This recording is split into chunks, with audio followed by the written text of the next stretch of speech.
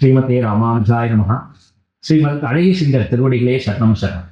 Kalyan jewellers பாக்யம் தொலைக்காட்சி நேயர்களுக்கு என்னுடைய சிரம் தாழ்ந்த நமஸ்காரங்கள்.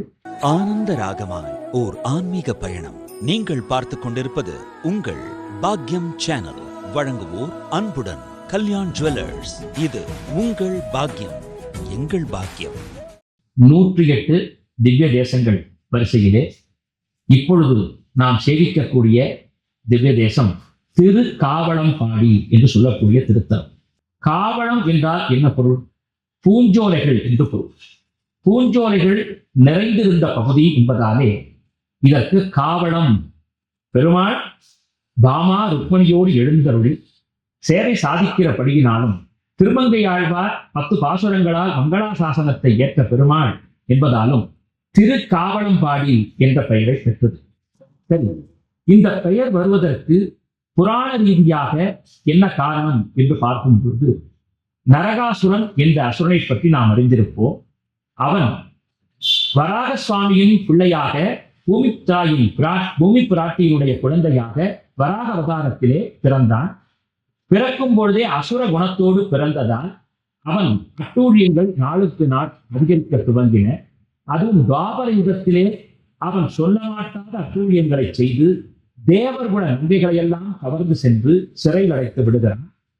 அதுவும் தேவேந்திரனையும் சிறை பிடிக்கக்கூடிய சூழல் ஏற்படுகிறது. தேவர்கள் மிகவும் கஷ்டப்பட்டு வேறு வழியின்றி பெருமாளை சரணாகதி செய்து, அப்பொழுது துவாரகாபதியாக விளங்கிய கோபாலனை சென்று சரணாகதி செய்ய பகவான் கருட வாகனத்திலே ஏறி சென்று சத்யபாமா நாச்சியாரோடு அவன் தலைமை பகுதிக்கு சென்று அவனோடு மோதி சத்யபாமா நாச்சியாரை முன்வைத்து நரகாசுரனை அழித்தார்.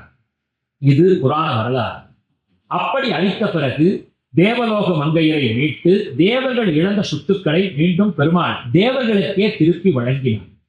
அந்த சந்தர்ப்பத்திலே தேவர்களும் மற்றையோர்களும் பெருமாளை வணங்கி பிடித்த சமயத்திலே சத்யபாமா நாச்சியாருக்கு ஒரு ஆசை இருந்ததாம். அது என்னவென்றால், தேவர் உலகத்திலே இருந்த மரம் பாரிஜாதம் என்று சொல்லக்கூடிய மரம். அந்த பாரிஜாத மரத்தை பூ உலகத்திற்கு கொண்டு வர வேண்டும் என்பது சத்யபாமா நாச்சியாருடைய எண்ணம்.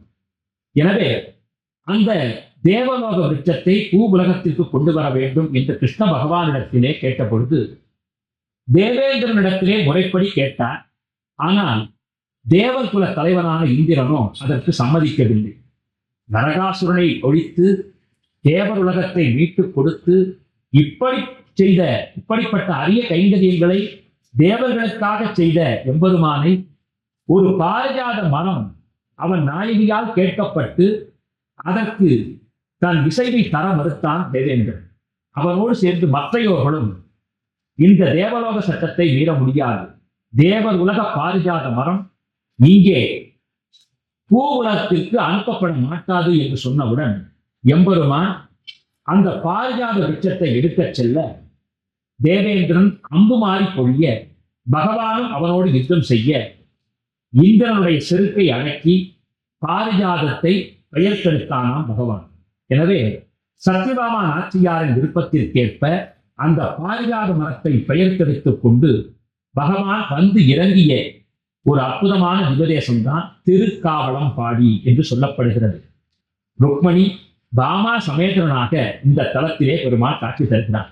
நுட்பமாக சொல்லுவார்கள், சத்யபாமா பாரிஜாத மரத்திற்குத்தான் ஆசைப்பட்டாலும் துவாரகா நகரத்திலே கிருஷ்ணன் பாரிஜாத மரத்தை சத்யபாமா நாச்சியாருடைய இல்லத்திலே நட்டு வைத்தார்.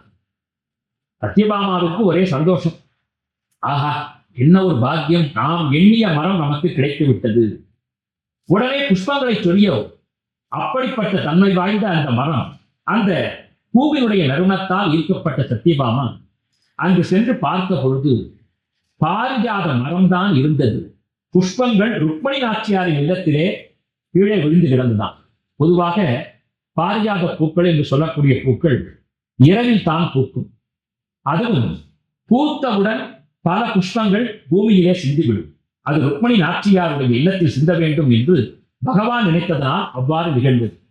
பாரிஜாத பூக்கள் ருக்மணி நாச்சியார் இல்லத்திற்கு சென்றவுடன் ஒரு பெரிய தாம்பாளத்திலே ருக்மணி நாச்சியார் அந்த புஷ்பங்களை எல்லாம் எடுத்து வரச் செய்து சத்யபாமாவினிடத்திலே கொடுத்தனுப்ப, இது கண்டு கோபம் கொண்ட சத்யபாமா நாச்சியார் கோபாலனிடத்திலே சென்று ஏன் இவ்வாறு நடக்கிறது என்று கேட்க, பெருமாள் புன்முறுவலோடு, நீ கேட்டது பாரிஜாத மரம்தானே, எனவே மரம் உனக்கு, பூக்கள் ருக்மணிக்கு என்று சொல்ல ஒரு சிறிய ஊடல் நடைபெற்று, பிறகு பகவான் அந்த மர புஷ்பங்கள் சத்யபாமா நாச்சியாருக்கும் கிடைக்கும்படி அருளினான் என்று பாகவத புராணம் சொல்லுகிறது. இதை விசேஷமாக திருக்காவலம்பாடி எடுத்து இயம்புகிறது. திருமங்கை ஆழ்வார் இந்த தலத்து பெருமாளோடு சேர்த்து சீர்காழியை சுற்றி இருக்கக்கூடிய பெருமாளை எல்லாம் பாடி குதித்திருக்கிறார். அதுவும் அவர் அவதரித்த குறையூர் திருத்தலம் ஆகட்டும், அவர் அன்னதானம் செய்த மற்றைய தலங்கள் எல்லாம் இதற்கு அருகாமையில் தான் இருக்கின்றன. இன்றும் பார்த்தோமேயானால் தை அமாவாசைக்கு மறுநாள் 11 திவிதேச பெருமாளும் ஒரே இடத்திலே கூடி நின்று திருமங்கையாழ்வாருடைய மங்களாசாசனத்தை ஏற்பார்கள். கருட வாகனத்திலே வருவார்கள். அதிலே இந்த பெருமாளும் முக்கியமானது. எனவே ஒரு அற்புதமான திவ்யக்ஷேத்திரம் திருக்காவலம்பாடி. எனவே பூஞ்சோலைகள் நிறைந்த காவலம்பாடியிலே பாமா ருக்மணியோடு கோபாலனாக, ராஜகோபாலனாக இந்த தலத்து பெருமாள் காட்சி தருகிறார். இந்த தலத்து பெருமாளை சேவித்தால் என்ன என்ன பலன்கள் கிடைக்கும்? முக்கியமாக மரம் என்பது இயற்கையில் வரம் என்று சொல்லப்பட்டுள்ளது. அந்த மரம் தன் மீது கல் எரிந்தவர்களுக்கு கூட கனி தருகிறது. தன்னுடைய வேர்பட்டைகள், வேர்கள், இலைகள், நரம்புகள், ஏன் அதனுடைய கனிகளும் காய்களும் கூட மருத்துவ பயனாக விளங்குகிறது. இப்படிப்பட்ட மரத்திற்கு நாம் எத்தகைய கைங்கரியங்களை செய்ய வேண்டும்? மரம் நடக்கூடிய கைங்கரியங்களை செய்ய வேண்டும். பட்ட மரத்தை எடுப்பதற்கு முன்னால் 10 மரங்களை நாம் நட வேண்டும். இப்படி மரத்திற்குண்டான ஒரு ஏற்றத்தை தருவதற்காக எம்பெருமான் இந்த விளையாடலை நிகழ்த்துகிறான். இன்னும் பல்வேறு திருத்தலங்களிலே நாம் பார்க்கும் பொழுது தல விருட்சமாக அற்புதமான மரங்கள் திகழ்கின்றன. ஏன்? மரத்தை கொண்டாட வேண்டும், இயற்கையை வணங்க வேண்டும் என்பதற்காக இறைவன் ஏற்படுத்தி தந்த ஒரு நியமம். எனவே மரங்களை பராமரிப்பவர்கள், மரத்தோடு தொடர்புடைய பணிகளை செய்பவர்கள், மர வேலை பணிபுரியக்கூடியவர்கள், இப்படி இருக்கக்கூடியவர்கள் எல்லாம் இந்த திருத்தலத்திற்கு வர வேண்டும்.